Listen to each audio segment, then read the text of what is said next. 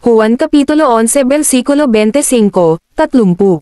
Sinabi sa kanya ni Jesus, "Ako ang pagkabuhay na maguli, at ang kabuhayan.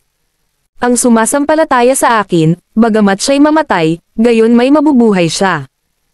At ang sinumang nabubuhay at sumasampalataya sa akin ay hindi mamamatay magpakailanman."